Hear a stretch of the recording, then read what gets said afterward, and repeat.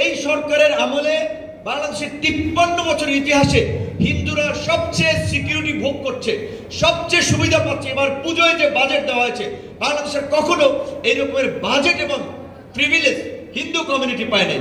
বিএনপির লোকেদেরকে একটা জিনিস ধন্যবাদ জানাবো আমি এই ক্ষেত্রে, চাঁদাবাজি দমন করতে না পারলে বা সেগুলো আলাদা বিষয়, কিন্তু এই হিন্দুদের পূজায় বিএনপির ভারপ্রাপ্ত চেয়ারম্যান সাহেব তারেক রহমানের নির্দেশনা ছিল, সেটা বিএনপির ছাত্র দল, যুব দল, মূল দল এই মণ্ডপে মণ্ডপে টিম করে তারা কাজ করেছে পুলিশের সাথে, আমাদের লোকেরাও করেছে, কিন্তু অবশ্যই বিএনপি এখানে একটা বড় ভূমিকা পালন করেছে, তাদেরকে ধন্যবাদ দিতে হয়।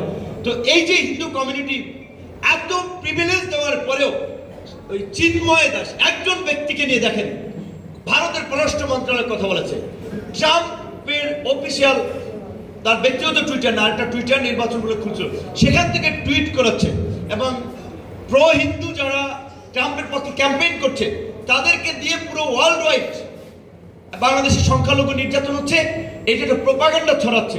বিপরীত দিকে আমাদের দেশের গণমাধ্যম, সিভিল সোসাইটি, রাজনীতিবিদ, আমরা কি কালেকটিভলি তাদের এই প্রোপাগান্ডার বিরুদ্ধে জবাব দিতে পারছি?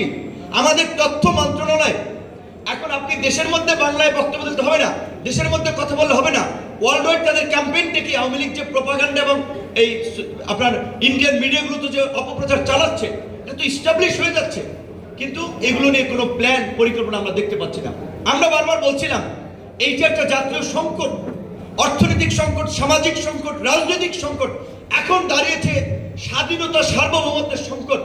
এই সংকট মোকাবেলায় জাতীয় ঐক্যের ডাক দেন, সবাই মুখে মুখে জাতীয় ঐক্যের কথা বলছে কিন্তু বাস্তবায়নের পথে হাঁটছে না, সব দল যার যার এজেন্ডা নিয়ে আগাচ্ছে, কিন্তু পরিস্থিতিটা যে কি হবে, মানে গ্রামে একটা কথা বলে যে যদি পরে চঙ্গার মই তখন বলে আল্লাহ নবী তুই গেলি কই, মানে হচ্ছে গ্রামে এই আপনার যে খেতে যে মই দেয়, তো এখন মানুষ ওইটার ধরেন একজন মানুষ আর কি গরু এবং একজন মানুষ রশি টানে, তো এখন ভুলক্রমে এর নিচে পড়ে গেছে, তখন যে আল্লাহ আমারে বাঁচাও, মানে বিপদে পড়লে আল্লাহকে ডাকে, বিপদ সাইরে গেলে আল্লাহকে ডাকে না। তো এই জন্য বলছিল যে যদি পরে চঙ্গার মই তখন বলে আল্লাহ নবী গেলি কই। তো এখন এই যে জাতীয় সংকট, এটার জাতীয় ঐক্যের মাধ্যমে একটা মোকাবেলা করা দরকার। সরকারের দিক থেকেও সেরকম এখন পর্যন্ত পদক্ষেপ দেখতে আমরা পাচ্ছি না।